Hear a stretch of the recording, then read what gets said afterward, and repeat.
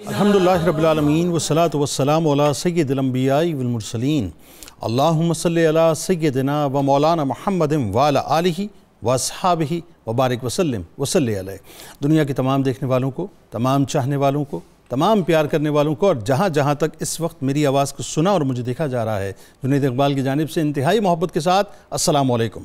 ایک بار پھر ناظرین، آپ کو پر نور صبح نور کے ساتھ میں دل کی عطا گہرائیوں سے خوش آمدید کہتا ہوں، اور آئیے بلا توقف چلیں حضرت ابو انیس محمد برکت علی علیہ رحمہ کی تالیف اسماء النبی کریم صلی اللہ علیہ وآلہ وسلم سے رسول اللہ صلی اللہ علیہ وآلہ وسلم کا ایک اسم مبارک پڑھنے اور سننے کی سعادت حاصل کرتے ہیں۔ سیدنا المبلغ صلی اللہ علیہ وآلہ وسلم، ہمارے سردار، احکام الہی کی تبلیغ فرمانے والے، درود و سلام بھیجے اللہ آپ صلی اللہ علیہ وآلہ وسلم پر، آپ صلی اللہ علیہ وآلہ وسلم کے آل پاک پر اور صحابہ کرام رضوان اللہ تعالیٰ علیہم اجمعین پر۔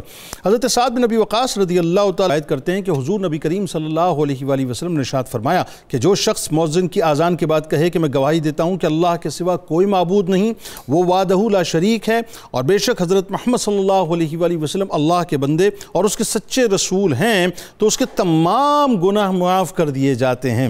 جناب ہمارے ساتھ آج آپ جڑے رہیں۔ آپ جانتے ہیں کہ حضور غوث الاعظم دستگیر حضرت شیخ عبدالقادر جیلانی رضی اللہ تعالیٰ عنہ کی پاک ہستی کے حوالے سے مستقل ہمارے پروگرامز چل رہے ہیں ناظرین، اور آج ان کے خطبات، ان کے اقوال، ان کے ارشادات پہ بات کریں گے تاکہ آپ کو پتہ چلے صاحب کہ کس انداز سے آپ نے امت کی اصلاح فرمائی۔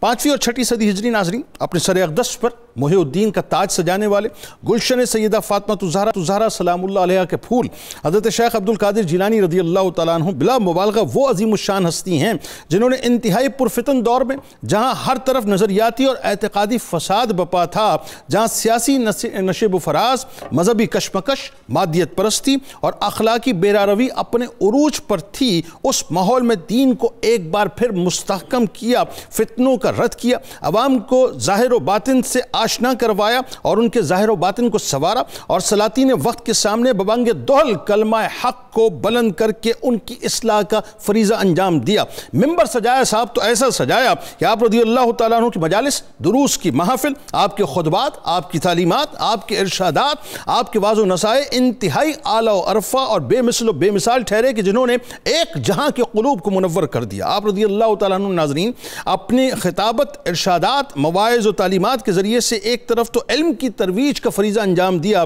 تو دوسری طرف اپنی نگاہ کیمیا سے امت کی روحانی تربیت کے ساتھ ایک خاموش انقلاب بپا کر دیا۔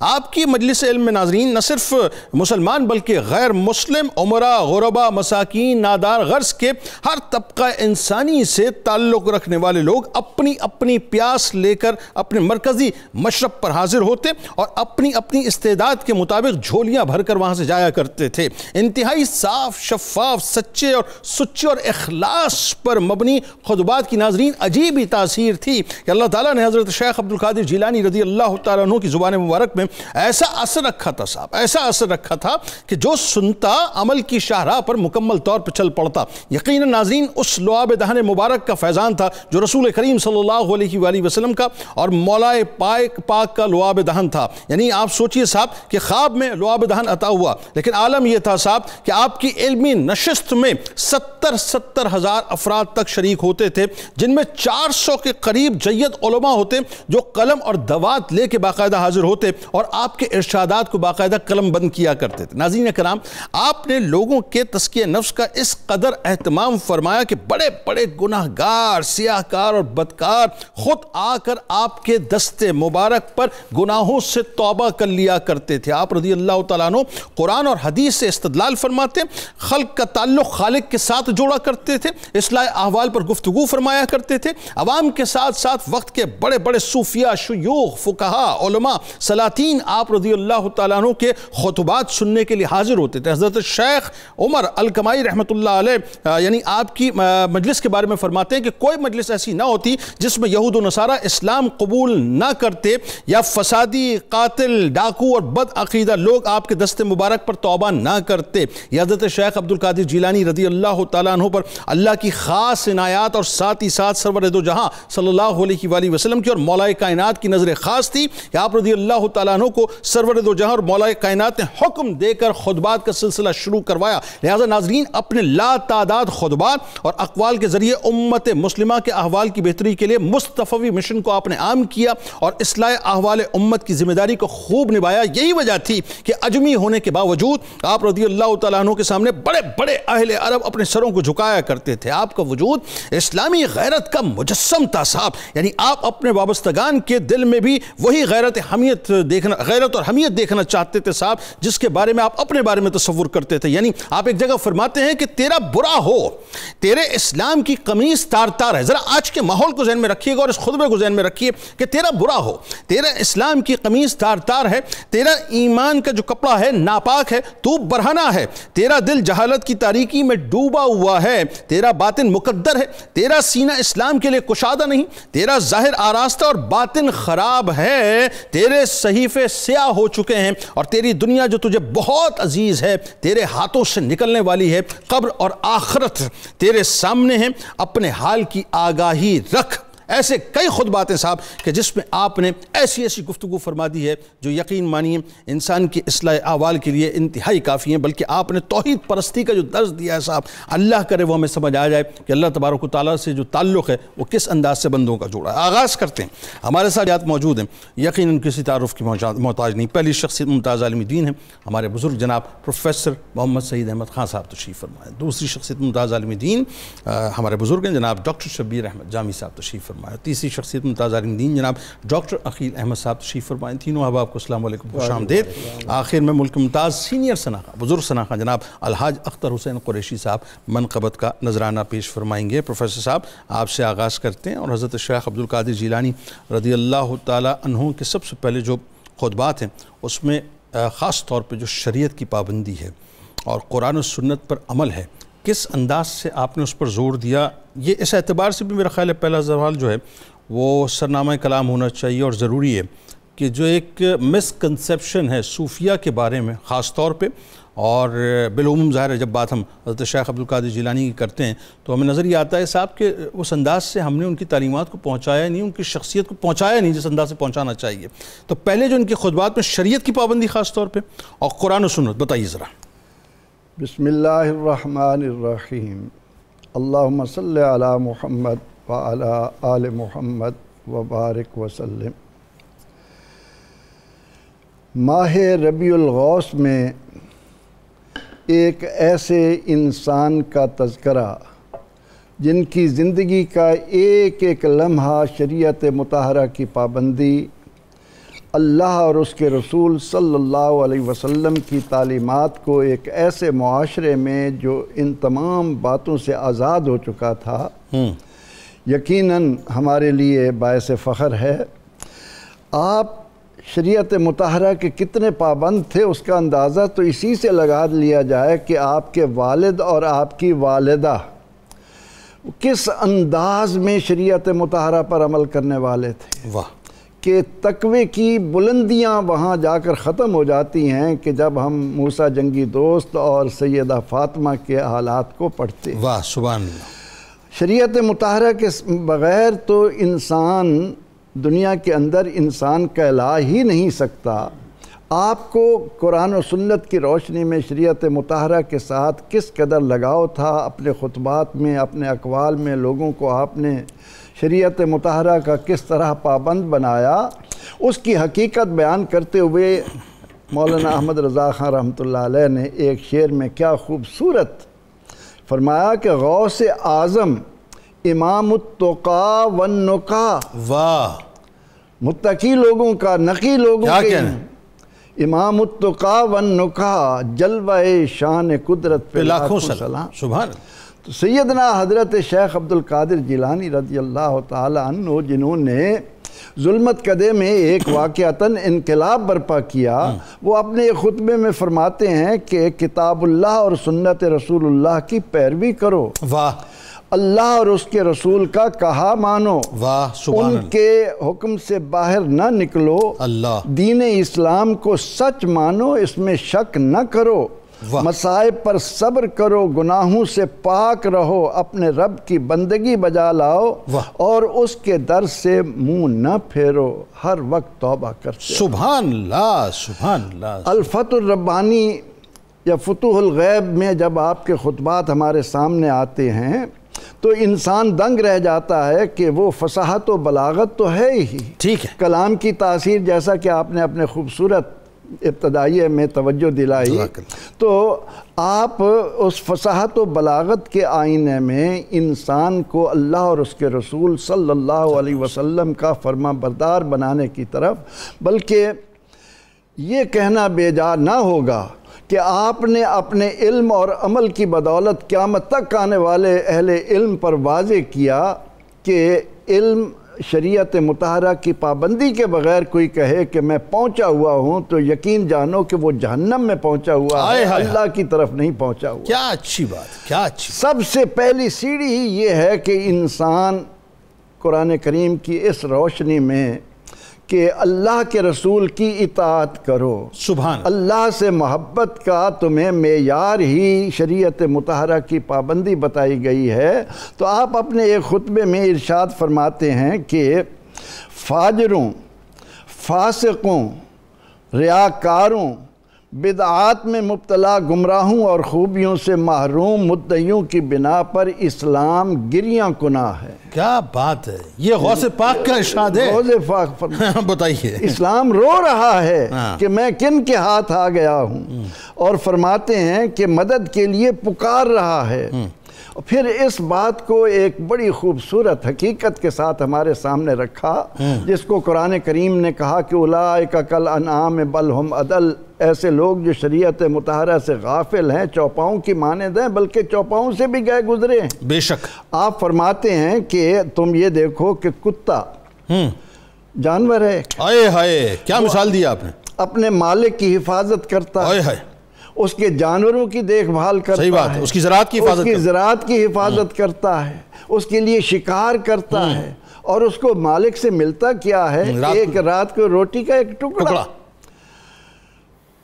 پانی کا ایک قطر، ایک گھونٹ، دودھ کا ایک گھونٹ، اتنا پا کر وہ مالک کے ساتھ اتنا مخلص ہے۔ ایسا ہی تو جس انسان پر رب تعالیٰ کی نعمتوں کی بچھاڑ ہو، آئے ہائے، ان تعدوا نعمت اللہ لا تحصوها، بندہ اپنی زندگی پوری کی پوری اللہ کی نعمتوں کو شمار کرنے کے لیے وقف کر دے تو وہ ان کو گن نہیں سکتا، اور اس کے بعد اللہ تعالیٰ انسان کو اپنی طرف بلائے اور وہ اس کی طرف نہ آئے، تو اس سے انسان کو فیصلہ کر لینا چاہیے کہ وہ بہتر ہے یا اس کے مقابلے میں کتا بہتر۔ آئے ہائے، آئے ہائے۔ تو سیدنا شیخ عبد القادر جیلانی رضی اللہ عنہ نے شریعت کی پابندی کے ضمن میں ایک جگہ فرمایا کہ لوگوں یاد رکھو، اگر حدود الہیہ یعنی احکام شریعہ میں سے کوئی حد ٹوٹتی ہے تو سمجھ لو کہ تم فتنے میں پڑ گئے۔ آئے ہائے ہائے ہائے ہائے۔ آپ نے اپنی زندگی کس طرح شریعت مطہرہ کے لیے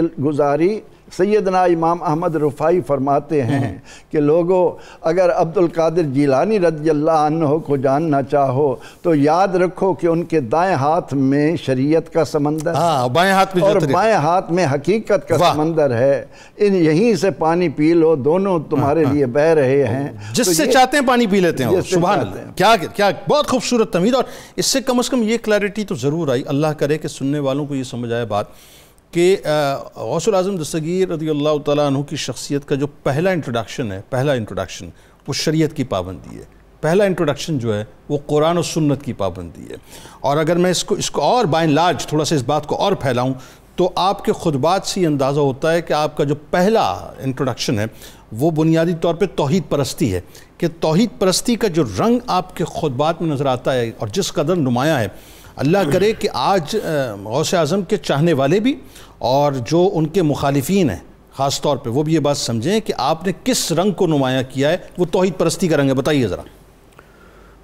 بسم اللہ الرحمن الرحیم۔ بہت خوبصورت باتیں سرکار غوث اعظم رحمۃ اللہ علیہ کے بارے میں چل رہی ہیں۔ حضور غوث اعظم کا علمی مقام اور روحانی مقام مسلم دنیا کے اندر بڑا مسلم ہے۔ سبحان اللہ۔ بڑے سے بڑا ناقد بھی آپ کے علم و روحانیت کے سامنے سر جھکا کے کھڑا ہے۔ بالکل ایسا۔ علامہ ابن تیمیہ جیسا نقاد واہ، اور چیزوں کو بہت زیادہ احتیاط سے چھاننے والا بندہ بھی یہاں عقیدت کے ساتھ جھک کر کھڑا ہے۔ کیا کہنے؟ اس کی بنیادی وجہ یہ تھی کہ حضور غوث پاک نے شریعت کا جو رنگ اور اوامر کی جو پابندی اور توحید کی جو اشاعت میں بنیادی کردار ادا کیا تھا نا، وہ بہت گہرا تھا۔ واہ، وجہ بنیادی طور پر یہ ہوتی ہے، یہ جو صوفی ہوتا ہے نا، وہ قلب و نگاہ سے اتنا گہرا ہوتا ہے کہ چیز کو ظاہری طور پر نہیں، وہ باطنی طور پر بھی ٹچ کرتا ہے۔ واہ، اس وجہ سے آپ کے خطبات کو آپ پڑھیں تو توحید کا اور عبادت الہی کا، رضائی الہی کا، توکل علی اللہ کا اور تقدیر بالرضا کا اتنا رنگ نظر آئے گا کہ آپ حیران ہوں گے کہ ہر دوسرا جملہ آپ کا توحید پر ہی ہے۔ سبحان اللہ، سبحان۔ تو یعنی توحید کو آپ نے کال سے نکال کر حال کی طرف لائے واہ، کہ آپ صرف زبان سے اللہ اللہ کہیں نا، بلکہ جب آپ اللہ اللہ کہہ رہے ہوں تو آپ کے وجود کی روحانیت واہ، اور رب کے نام کی چاشنی، واہ، وہ لذت لوگوں کو بتا رہے ہو کہ ہاں یہ اللہ کو ماننے والا بندہ ہے، واہ، اللہ کی ماننے والا واہ، بندہ ہے، واہ، واہ، یعنی نام اللہ آپ کے وجود میں بس جائے، وجود میں بس جائے۔ ہاں، اس وجہ سے آپ کے خطبات میں اس کا بڑا درس تھا، اے اللہ کے بندے صرف زبان سے اللہ نہ کہے، اللہ کو دل و دماغ میں اتنا بسا کہ ہر وقت اللہ کی حضوری کو محسوس کر، کیا اچھی بات ہے، تاکہ تو جہاں بھی رہے۔ بالخصوص آپ لوگوں کے کردار کی تشکیل میں توحید کو بنیادی عنصر سمجھتے تھے۔ اللہ تعالیٰ کا ہر جگہ موجود ہونا، اللہ تعالیٰ کا علم، اللہ تعالیٰ کا ارادہ، اللہ تعالیٰ کی قدرت، اس پر اتنا بار بار موٹیویٹ کرتے ہیں۔ پھر صحیح معنی میں اللہ تعالیٰ سے محبت کرنا، پھر اللہ تعالیٰ کی محبت میں کمال جستجو کرنا، اور اللہ کی محبت میں آ کر اطاعت کو آخری درجے پر لے جانا۔ اس کا آپ کے خطبات میں اتنا زوردار درس ملتا ہے، جو تعصب یا اناد کی پٹی کو ہٹا کر صرف حضور غوث پاک کی فتوح الغیب کو شروع سے لے کر اینڈ تک پڑھیں۔ بالکل ٹھیک ہے۔ تو آپ یقین مانیں، میں نے بہت سارے لوگوں سے سنا ہے جو تصوف کے بھی انکاری ہیں، وہ کہتے فتوح الغیب آپ پڑھنا شروع کر دیں، آپ درمیان میں پہنچیں گے تو آپ کی آنکھیں خود اشک بار ہو جائیں گی۔ سبحان، بلکہ میں کہتا ہوں تعصب کی اینک لگا کے ہی پڑھ لیں، جی ہاں، پھر وہ اینک خود بخود ہٹ جائے گی، وہ پڑھتے ہوئے ہٹ جائے گی، وہ خود آپ کی یہ خطبات کا جو سب سے خوبصورت رنگ یہ ہے، ڈائریکٹنس اتنی ہے کہ لگتا یہ کہ انسان کی فطرت کو پکڑتے ہیں۔ واہ واہ واہ، اور انسان کا فطرتاً جو اللہ تعالیٰ کا خلیفہ ہونے کا پہلو ہے، اور اس کے اندر استعداد روحانی ہے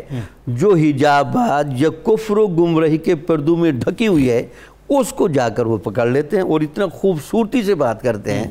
ذرا آپ کا کلام کے ہی میں جملے پڑھوں۔ اللہ تعالیٰ کو ایک جانو، واہ، اس کے ساتھ شریک مت ٹھہراؤ، واہ، اس کی پاکیزگی پر ایمان رکھو، کیا کہنے، اس پر تہمتیں نہ دھرو، واہ، اس کی تصدیق کرو واہ، اور شک کو راہ نہ دو، صبر اختیار کرو، دل برداشتہ مت بنو، ثابت قدم رہو، پیچھے نہ ہٹو، اس سے سوال کرو اور رنجیدہ خاطر ہونے کی بجائے انتظار کرو، واہ، رحمت خدا بندی کے امیدوار رہو، سبحان اللہ، نہ امید مت بنو، عبادت میں اکٹھے رہو، منتشر نہ ہو جاؤ۔ آگے فرماتے ہیں اپنے رب کی اطاعت سے خود کو آراستہ کرو، واہ، اس کے در فیض سے دوری اختیار نہ کرو، اور نہ ہی اس کی طرف متوجہ ہونے سے جی چڑاؤ۔ خدا بندی میں، بارگاہ خدا بندی میں توبہ کرنے اور اپنے گناہوں کی معافی چاہنے میں رات ہو یا دن ہرگز تاخیر نہ کرو، واہ، اور نہ ہی اس سلسلے میں ملول ہو، شاید رحمت خدا بندی تمہیں اپنی پناہ میں لے لے۔ واہ، آپ یقین مانیں، اتنا بڑا توحید کا پیغام اتنی گہرائی کے ساتھ، واہ، اتنی سادگی کے ساتھ، اتنی تسلسل کے ساتھ یہ حضور غوث پاک کا طرہ امتیاز ہے۔ واہ یہ حقیقت میں موحد لوگ ہیں۔ واہ یہ صرف توحید کی باتیں ہی نہیں کرتے تھے بلکہ دنیا میں رہتے ہوئے یہ بارگاہ الوہی میں اتنے خلوت گزین تھے کہ خلوت در انجمن، بیٹھے انجمن میں ہوتے تھے لیکن اللہ کا فرما بردار بندے محسوس ہوتے تھے۔ واہ، اور وہی بات ہے کہ آج کے اس دور میں بڑے بڑے محاہد جو ہیں، اگر وہی بات ہے کہ کچھ لمحے نکال کر حضرت غوث العظم دستگیر شیخ عبدالقادر جیلانی رضی اللہ تعالیٰ عنہ کو پڑھ لیں تو ان کو سمجھ آئے کہ آپ کی شخصیت تو سراپا جو ہے وہ شریعت کی پابند، آپ کی شخصیت سراپا قرآن و سنت پہ عمل کرنے والی، اور آپ کی شخصیت سراپا جو ہے بلکہ مجسم جو ہے وہ توحید پرستی کا جو ہے وہ چلتا پھرتا نمونہ۔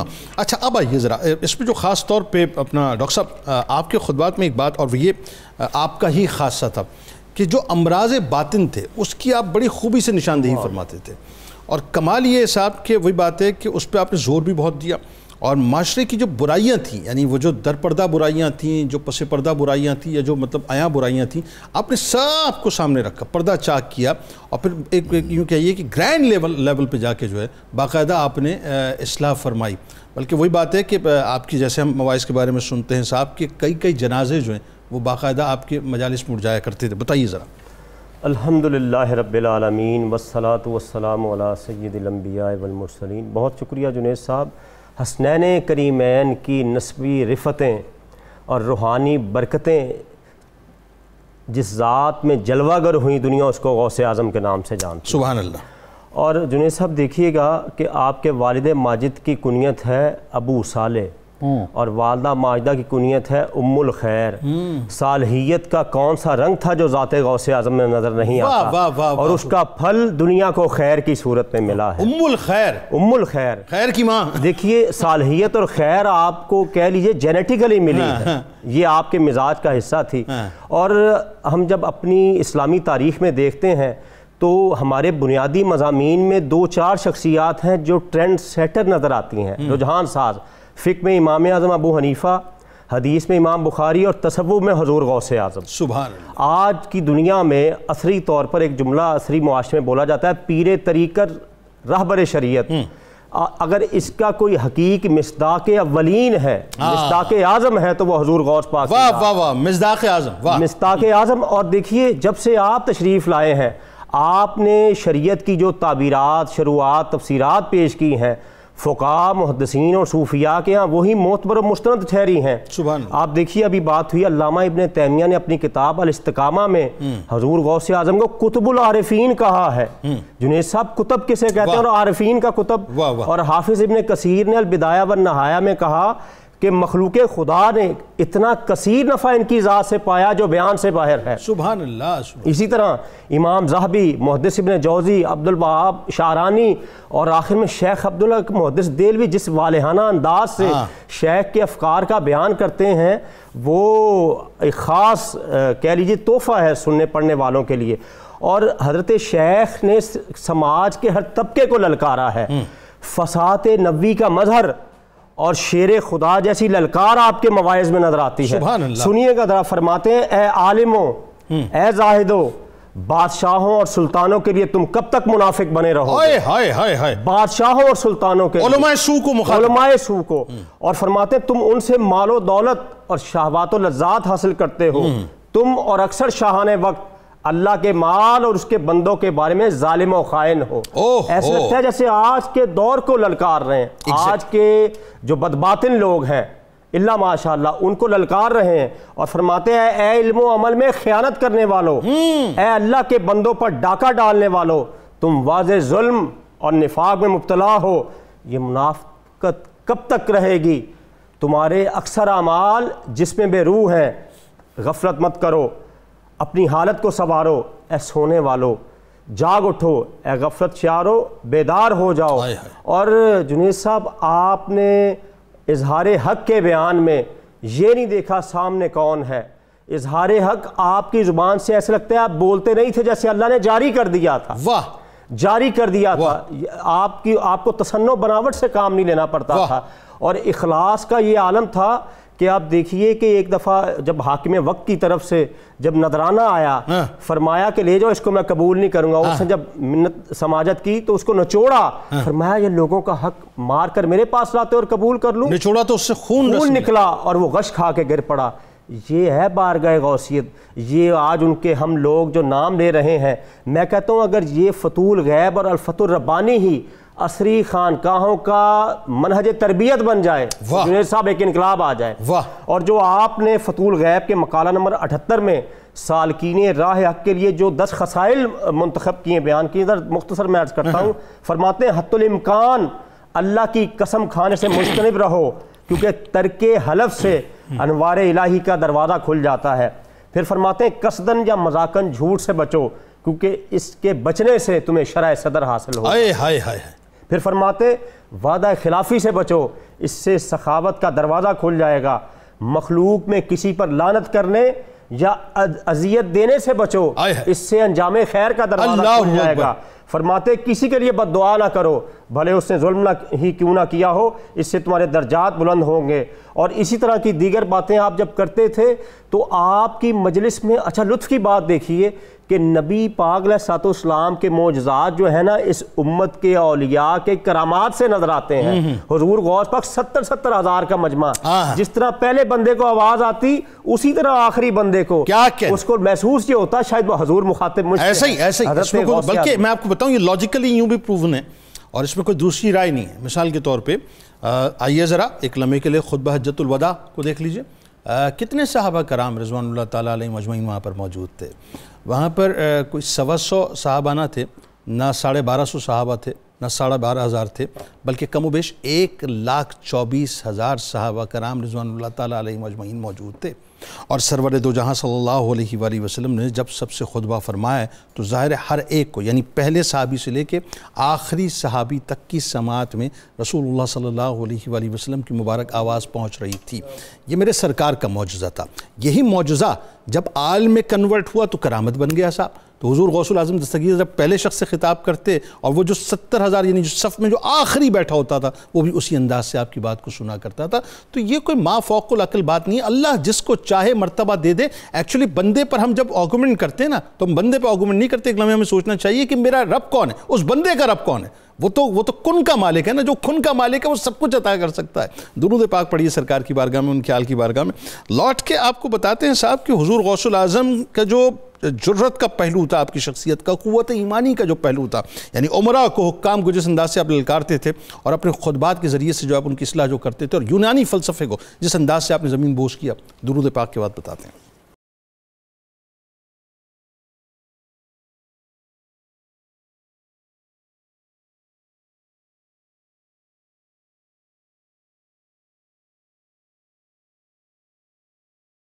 جناب ایک بار پھر میں آپ کو خوش آمدید کہتا ہوں۔ حضور غوث العظم دستگیر حضرت شیخ عبد القادر جیلانی رضی اللہ تعالیٰ عنہ کے خطبات، ان کے ارشادات، ان کے اقوال پہ گفتگو ہو رہی ہے، جو آپ کو ایسا لگتا ہے کہ جیسے قرآن و سنت اور سرور دو جہاں صلی اللہ علیہ وآلہ وسلم کے فرامین کے ساتھ مرقع اور مرصع ہوئے ہیں صاحب۔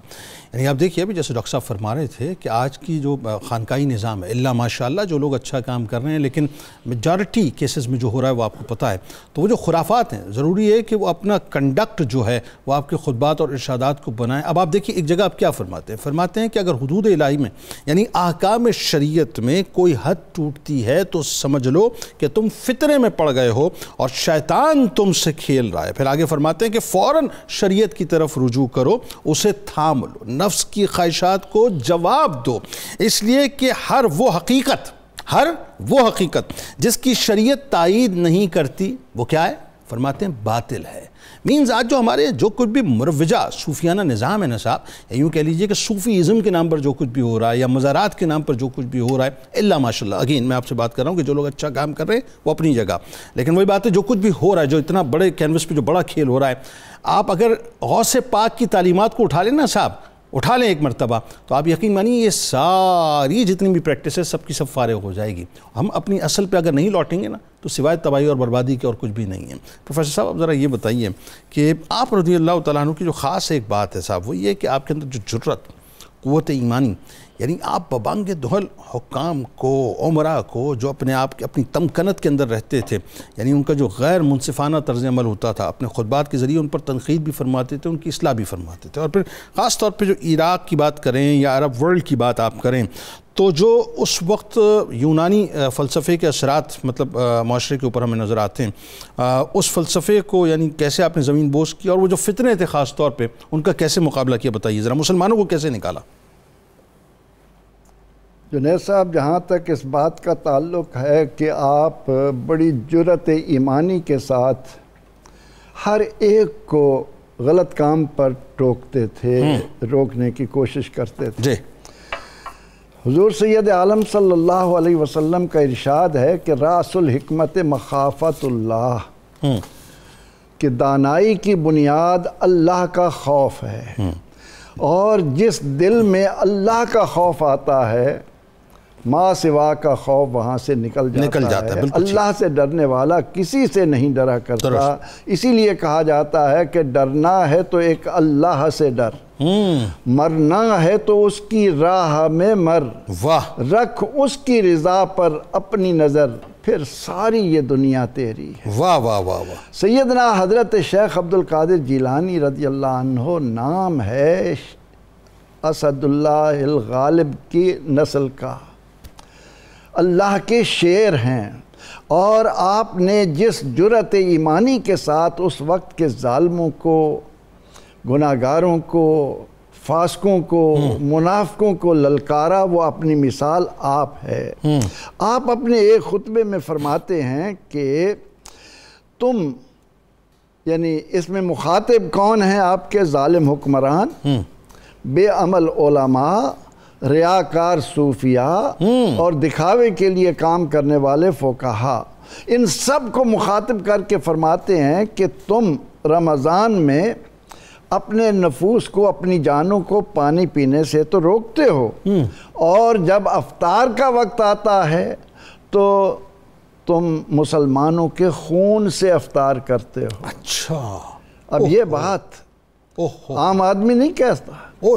سیدنا شیخ عبد القادر جیلانی رحمۃ اللہ علیہ فرماتے ہیں کہ ان پر ظلم کر کے جو تم نے مال حاصل کیا ہے اسے نگل رہے ہوتے ہو.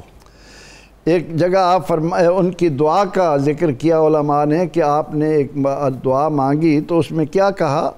اے اللہ، منافقوں کی شوکت توڑ دے، انہیں ذلیل فرما، ان کو توبہ کی توفیق دے، زمین کو ان سے پاک کر دے یا ان کی اصلاح فرما. آپ کی خدمت میں اکثر عمراء، سلاطین تحائف لایا کرتے تھے، لیکن آپ بڑی جرأت کے ساتھ ان کو ان کے منہ پر حق کی طرف توجہ دلاتے، اور کسی خوف و خطر کو آپ سامنے نہ لاتے. تو ایک تو آپ نے المستنجد باللہ کے بارے میں سنا کہ اس اپنے 10 نوکروں سے، 10 ملازموں سے 10 اشرفیاں توڑوں میں بھر کر اٹھوا کر لایا، لیکن آپ نے جب ان کو نچوڑا اور ان سے خون نکلا تو فرمایا کہ لوگوں کا خون نچوڑ کر مال و زر جمع کرتے ہو اور پھر اسے ہمارے پاس ہدیے کے طور پر لاتے ہو. فرماتے ہیں کہ اگر مجھے شریعت مطہرہ کا خوف نہ ہوتا تو میں اس خون کو، اس کی اشرفیوں کے خون کو اس کے محل تک پہنچا دیتا، تاکہ ان کو پتہ چلے کہ یہ جو تم نے محلات تعمیر کیے ہیں یہ کن لوگوں کی مجبوریوں سے فائدہ اٹھا کر، کن کن لوگوں کے حقوق کو تلف کر کے تم نے، حقوق کو غصب کر کے تم نے یہ مال بنایا ہے. اور آپ وقت کے حکمرانوں کو ان کے منہ پر حق بات کہنے سے کبھی نہیں جھجکتے تھے. ایک مرتبہ آپ کی بارگاہ میں یہ وقت کا قاضی، وقت کا حاکم، المقتضی لامر اللہ موجود ہے، اور جمعے کا آپ خطبہ دے رہے ہیں. لوگوں نے آپ کو بتایا کہ اس وقت اس حاکم نے قاضی ابو الوفا یحییٰ بن سعید بن یحییٰ بن مظفر کو بغداد کا قاضی مقرر کر دیا ہے، اور وہ ظلم میں مشہور تھا. تو آپ کے علم میں جب یہ بات آئی تو اس کی موجودگی میں اپنے خطبے میں فرمایا تمہیں کیا ہو گیا ہے کہ تم ابن المزاحم الظالم کے طور پر جس کو پکارا جاتا ہے اس کو تم نے اس کی مخلوق پر حاکم مقرر کر دیا ہے جو ارحم الراحمین ہے۔ تمہیں خوف نہیں آیا کہ اتنے بڑے ظالم کو لوگوں پر حکمران مسلط کر رہے، ان کا حاکم بنا رہے؟ تو علماء کہتے ہیں کہ ان پر اتنا اثر ہوا یعنی خلیفہ مقتضی امر اللہ پر کہ آنکھوں سے آنسو جاری ہو گئے۔ اچھا۔ اور اس نے وہیں جمعے میں بیٹھے بیٹھے آرڈر کر دیا کہ اس کو فوراً ہٹا دیا جائے۔ ٹھیک۔ یہ جرأت اور استقلال کے ساتھ آپ تمام ظالم طبقوں کو للکارا کرتے تھے۔ اور جہاں تک اس بات کا تعلق ہے کہ آپ نے اپنی تعلیمات کے ذریعے یونانی فلسفے کو تار تار کیا، اس کی وجہ یہ ہے کہ آپ علم کے ساتھ عمل کا کوہ صفا تھے، اور آپ نے لوگوں کے اندر یہ جو ایک عام نظریہ پھیلا دیا گیا تھا کہ لوہا کاٹتا ہے، آگ جلاتی ہے، پانی غرق کرتا ہے، آپ نے نہ صرف یہ کہ قرآن کریم کی مثالوں سے دنیا کو بتایا کہ نہیں، ہر جگہ اللہ جل مجدہ کا اثر اس کے نفوذ ہوتا ہے، پھر آپ نے ان کے سامنے مثالیں رکھی کہ چھری تو اسماعیل پر بھی چلی، کیا اس نے کاٹا؟ اور یہ اس لیے آپ کی زبان اقدس سے تاثیر رکھتا تھا کہ آپ خود کر کے دکھاتے تھے۔ واہ۔ اور ایک اس کی عام سی مثال جو لوگوں کے اندر موجود بھی ہے کہ ایک عورت آتی ہے اور آ کر اپنا بچہ آپ کی خدمت میں دے کر جاتی ہے، چند دن کے بعد آتی ہے تو وہ کیا دیکھتی ہے کہ خود تو بڑا اچھا کھانا کھا رہے ہیں اور بچے کے سامنے معمولی سوکھی روٹی پڑی ہے۔ کہنے لگی آپ مرغ کھائیں، بچہ یہ کھائے۔ تو آپ نے اس کو سمجھانے کی خاطر عملی طور پر اس کے سامنے رکھا کہ اس مرغ کی ہڈیوں کو زندہ جمع کیا اور کہا کم باذن اللہ، اور وہ مرغہ کھڑا ہو گیا، زندہ ہو گیا۔ فرمایا کہ مائی تیرا بیٹا بھی جب اس مقام پر آئے گا، تو آپ نے اپنے عمل کے ذریعے دنیا کے اندر اس یونانی اثرات کو ختم کر کے بتایا کہ اللہ کے حکم کے بغیر کچھ نہیں ہوتا، ہر جگہ اس کے احکامات ہی چلتے ہیں۔ بالکل ٹھیک۔ اچھا، آپ اپنے خطبات میں خاص طور پہ جو آپ نے تصوف کا معیار پیش کیا ہے، اور ظاہر ہے جو سلوک کے باب میں جو طالبان حق ہیں ان کی جس انداز سے آپ نے تربیت فرمائی ہے اور ان کو نصیحتیں فرمائی ہیں، اور ایک بات جو خاص طور پہ وہ یہ ہے کہ مرشد کی ضرورت پر آپ نے کتنا زور دیا ہے، یہ بھی ذرا بتائیے۔ بسم اللہ الرحمن الرحیم۔ آپ کے سارے خطبات پڑھنے میں آپ کو سب سے زیادہ جس بات کا جو جملہ ملے گا وہ اتباع شریعت کا بہت زور ملے گا، اور پھر اتباع شریعت کی بات کرتے کرتے جس بات پر آپ بہت زیادہ زور دیتے ہیں، آپ کو محققین نے جو اس کا خلاصہ نکالا ہے، آپ کے نزدیک اقوال نبوی، اعمال نبوی اور احوال نبوی ہمیشہ پیش نظر رہتے تھے، اور آپ اس بات پر بہت زور دیتے تھے کہ آپ ہمیشہ محبت کو عمل اور اتباع کے ساتھ جوڑیں، اور اس آیت کا آپ کے مکتوبات میں بڑا کثرت سے حوالہ ہے، قُلْ إِن كُنْتُمْ تُحِبُّونَ اللَّهَ فَاتَّبِعُونِي يُحْبِبْكُمُ اللَّهُ وَيَغْفِرْ لَكُمْ ذُنُوبَكُمْ، کہ یہ جو محبت کا دعویٰ ہے یہ اتباع نبوی کے بغیر نہیں ہوگا، اور اتباع پر آپ نے اتنا زور دیا۔ اتباع کا جو نیس ہے بنیادی ایک تو معنی یہ ہوتا ہے کہ آپ بات کو پر عمل کریں، اس کو کہتے ہیں اطاعت۔ اتباع کہتے ہیں کہ آپ ویسے عمل کریں جیسے عمل کرنے کا حق بنتا ہے۔ درست۔ تو جب آپ اس کو تمام تقاضوں کے ساتھ بجا لیں گے تو وہ عمل صرف آپ کو ثواب ہی نہیں دے گا بلکہ آپ کو روحانی تاثیرات بھی دے گا، تاکہ آپ اس کے ساتھ خود اجلے بھی ہوں، ثواب بھی آپ کو ملے اور آپ کا باطن پاک صاف بھی ہو، اور اس عمل کے اثر سے یہ آپ بار بار تلقین کرتے تھے، اور علماء حق کو اور فقراء کو اس کا درس دیتے تھے کہ دین صرف زبانی تبلیغ سے نہیں پھیلے گا، یہ جو دین ہے یہ آپ کے عمل اور کردار کی طاقت سے پھیلے گا۔ تو لہٰذا یہ علم، عمل، محبت اور اتباع اس کو لازم و ملزوم کرو، یہ آپ کا بنیادی طور پر تصوف کا معیار تھا۔ پھر تصوف کے اندر آپ نے دو باتیں بڑی بنیادی کی۔ آپ کہتے ہیں تصوف میں ایک تو ہوتا ہے توبہ، اگر کسی نے خلوص دل کے ساتھ توبہ کر لی تو اللہ کی معرفت کا رستہ اس پر کھل جائے گا۔ پرابلم یہ ہوتا ہے کہ ہم چونکہ گناہوں کو زندگی سے بالکل نکالنے کے لیے تیار نہیں ہوتے، اب وہ جو گناہ تھوڑا تھوڑا بھی چلتا رہے تو نیک عمل ثواب تو دیتا رہتا ہے، لیکن نیک عمل بڑھ کر اللہ کے قرب کی طرف بندے کو اس وقت دھکیلتا ہے جب وہ گناہوں کی مسلسل نفی کرے اور گناہوں سے باز ہو، تاکہ یہ جو بیماری آتی ہے نفس اور شیطان کے ذریعے گناہ کی صورت میں، اس کا آپ نے بہت درس دیا ہے۔ بھئی گناہوں سے اگر تم اپنے آپ کو بچا لو، پھر عبادت میں تم نے استقامت کی، تو اللہ تعالیٰ کے انوار و تجلیات تمہیں نظر آئیں گے۔ نبی اکرم صلی اللہ علیہ وسلم کا قرب اور حضوری تمہیں محسوس ہوگی، تمہارے سامنے دین کی اور جنت کی حقیقت منکشف ہو جائے گی۔ آپ اس پر بھی بڑا کلام کرتے تھے، اور اس میں یہ بھی لکھتے تھے کہ یہ جو ایک مرشد کی شکل میں جو فیض تسلسل سے چلا ہے، اس کے بارے میں بھی باقاعدہ آپ نصوص سے استدلال کرتے تھے۔ آپ سورۃ فتح کی جو آیت ہے وَأَلْزَمَهُمْ كَلِمَةَ التَّقْوَى، اللہ تعالیٰ نے ان صحابہ پر جو صلح حدیبیہ کے موقع پر آئے ہیں، ان کے اندر تقوی کے کلمہ کو چسپاں کر دیا ہے۔ تو وہ یہ کہتے تھے وہ تقوی کا کلمہ کیا تھا؟ وہ تھا لا الہ الا اللہ۔ وہ جو لا الہ الا اللہ کا کلمہ ہے وہ ان کے دلوں پر نقش ہو گیا، ان کے دلوں پر گھس گیا۔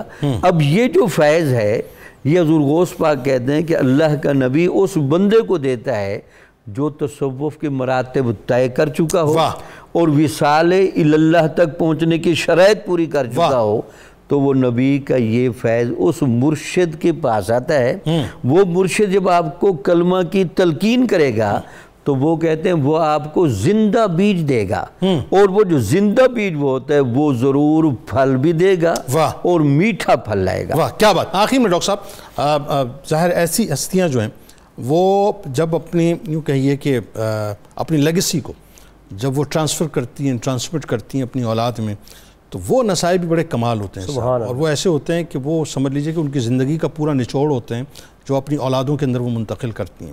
شیخ عبدالقادر جیلانی رضی اللہ تعالیٰ عنہ کی ہستی میں بھی ہمیں یہ بات نظر آتی ہے، خاص طور پہ جو اپنے شہزادے کو آپ نے نصیحتیں فرمائی تھیں، وہ نصیحتیں ذرا بتائیے صاحب۔ وہ تو ایسی ہے کہ آج ہر بچے کو، ہر اولاد کو سننی چاہیے۔ بالکل، حضرت غوث اعظم کی ذات اقدس اس زمانے میں اپنی ذات میں احیاء سنت کی عالمگیر تحریک تھے، اور آپ کا مقصد احیاء دین ہی تھا۔ محی الدین جو تھے، اور آپ کے خطبات و مواعظ میں دو پہلو بنیادی نظر آتے ہیں، مبادیات شریعت اور مقاصد شریعت، اور اس کا رنگ آپ پبلک کو بھی لیکچر دیتے، سلاطین کو بھی، صوفیاء کو بھی، فقہاء کو بھی، اور اپنی آل کو بھی اگنور نہیں کیا۔ عموماً بڑی شخصیات ہم جنید صاحب دیکھتے ہیں کہ وہ پبلکلی تو بہت خوب بیان کر رہے ہوتے ہیں، بہت کچھ دیتے ہیں، لیکن شاید اولاد کے حوالے سے بعض دفعہ اگنور ہو دیا جاتا ہے۔ اچھا، قرآن کریم میں میں یہاں ناظرین سے کہوں گا کہ ضرور دیکھیے حضرت لقمان علیہ السلام نے جو اپنے بیٹے کو نصیحت کی، اور اس کا رنگ ادھر کیسے غالب ہے، یعنی جس پر قرآن نے مہر لگائی، اس سے پتہ چل جائے گا کہ حضرت شیخ عبدالقادر جیلانی رحمۃ اللہ علیہ کے جو نصائح ہیں اس کی بنیاد کیا ہے؟ قرآن و سنت۔ فرماتے ہیں اپنے بیٹے کو نصیحت کرتے ہوئے، بیٹا اغنیاء کے ساتھ غنی اور فقراء کے ساتھ عاجز رہو، ہر عمل کو اخلاص پر قائم رکھنا، دیکھ لیجئے، اور ہر معاملہ میں تعلق باللہ قائم رکھنا، اور فرماتے ہیں فقراء کی خدمت کے حوالے سے 3 چیزیں لازم رکھنا، تواضع، حسن آداب، سخاوت نفس، اور فرماتے ہیں مخلوق میں اللہ کا محبوب وہ ہے جو عمدہ اخلاق والا ہے، اور فرماتے افضل عمل وہ ہے، یعنی فرائض و واجبات کے بعد، جس میں اللہ کی ناراضی سے بچا جائے، اللہ ناراض نہ ہو جائے۔ محبوب اعظم جو ہوا، محبوب حقیقی اللہ ہی اللہ ہے، لا مقصود الا اللہ۔ اور فرماتے ہیں کہ بیٹا قرب خداوندی یہ ہے، جب کسی نے سوال کیا، اس کی ابتدا تقوی ہے اور انتہا تسلیم و رضا اور توکل ہے۔ اب بتائیے کہ اس میں آج کل کے واعظین اور خطباء کے لیے بھی درس ہے، وہ اگر چاہتے ہیں کہ ان کے خطبات اور مواعظ میں افیکٹونیس آئے، امپیکٹ فیکٹر بنے، تو حضور غوث اعظم علیہ رحمہ کے خطبات و مواعظ کو حرز جاں بنائیے، اور اسی منہج پر تربیت کریں گے تو اثرات آئیں گے۔ اصل اس میں ایک اور بات بھی ہے نا، آپ یہ دیکھیے کہ جس انداز سے اپنے شہزادے کو، اپنی اولاد کو اپنی تربیت فرمائی ہے، یہ والدین کے لیے بھی جو ہے بہت بڑا سبق ہے کہ اپنی اولاد کی تربیت اسی اسکیل پہ ہونی چاہیے۔ اور آج بڑا ایشو بنا ہوا ہے والدین کے لیے کہ اولاد کو کیسی نصیحت کریں، تو وہ ادبیات تصوف پڑھیں، ان اکابرین اپنے، یہ ہمارے حقیقی محسن ہیں. ٹھیک. ان کے بارے میں پڑھیے کہ کس طرح انہوں نے اپنی اولاد، اور ماشاءاللہ دیکھیے کیسا سنوارا، ان کی آل پاک نے کتنا آگے کام کیا. یہ ان کا تربیت کا رنگ ہے. شاید ہم نے یہ ستم کیا، یہ مادی آلائشیں جو ہم پر غالب ہوئی ہمارے نفوس اور قلوب پر، بلکہ ہماری ارواح پر، کہ ہم اپنے حقیقی لٹریچر سے دور ہوئے. ہمارا حقیقی لٹریچر یہ شیکسپیئر وغیرہ نہیں ہے، یہ حقیقی لٹریچر یہ ہے، صوفیاء ہے. اللہ تعالیٰ حسن عمل. آمین آمین. بہت شکریہ آپ تینوں احباب کا، آپ تشریف لائے. اللہ تبارک و تعالیٰ سے دعا ہے کل بروز محشر حضور غوث الاعظم کا صدقہ ذکر کرنے والوں سننے والوں کو عطا فرمائے اللہ تبارک و تعالیٰ. اور یہی بات ہے صاحب، اگر وہی بات ہے ہم صحیح طور سے اپنی اولادوں کی تربیت کر رہے ہوتے تو آج ہماری اولاد جو ہے وہ اللہ ماشاءاللہ، لیکن آج ہماری اولاد جو ہے وہ ورلڈ کپ میں الجھنے کی بجائے، یا ورلڈ کپ کے ذریعے سے انٹرٹینمنٹ لینے کی بجائے، یا وہ لوگ کہ جن کا ظاہر ہے مطلب کیا میں کہوں، بس مجھے لفظ بھی جو ہے صحیح طور سے ادا نہیں ہوتے.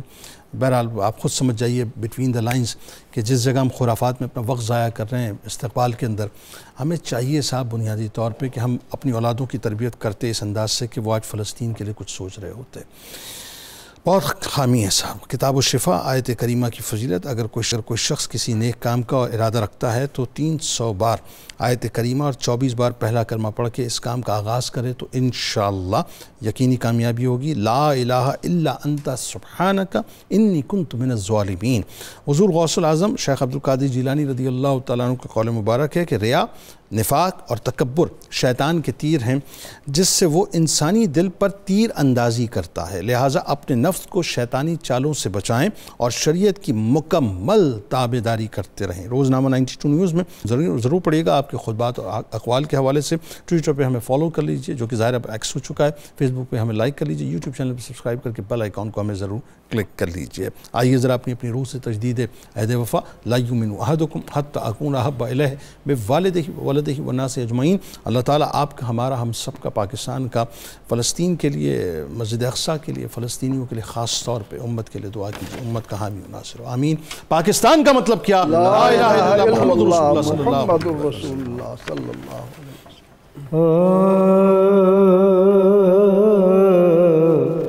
غوث اعظم نے پیغام حق کا دیا. غوث اعظم نے پیغام حق کا دیا. اپنے اقبال میں، اپنے خطبات میں خاکی و نوری سنتے تھے واز آپ کا. خاکی و نوری سنتے تھے واز آپ کا. شورا تھا آپ کا سارے جنات میں. وہ محدث بھی تھے، عارف حق بھی تھے، خوچاشی ان کے تھے، فلسفی متقی تھے. علوم و معارف کا بحر رواں نکتہ ور تھے. وہ تفسیر آیات میں ہوتے حاضر تھے. سر کو جھکائے ہوئے ہوتے حاضر تھے. سر کو جھکائے ہوئے اہل علم و شرف آپ کی بزم میں. زوم جن کو بھی ہوتا کبھی علم میں ہوتے ناکام باطن مہمات میں ساجد اہل نظر جانتے ہیں سبھی غوث اعظم نبی پاک کی آل ہیں ساجد اہل نظر جانتے ہیں سبھی غوث اعظم نبی پاک کی آل ہیں ثانی کوئی بھی اب تک ولی نہ ہوا ثانی کوئی بھی اب تک ولی نہ ہوا ان کے اوصاف ان کے کمانات میں غوث اعظم نے پیغام حق کا دیا اپنے اقوال میں اپنے خطبات میں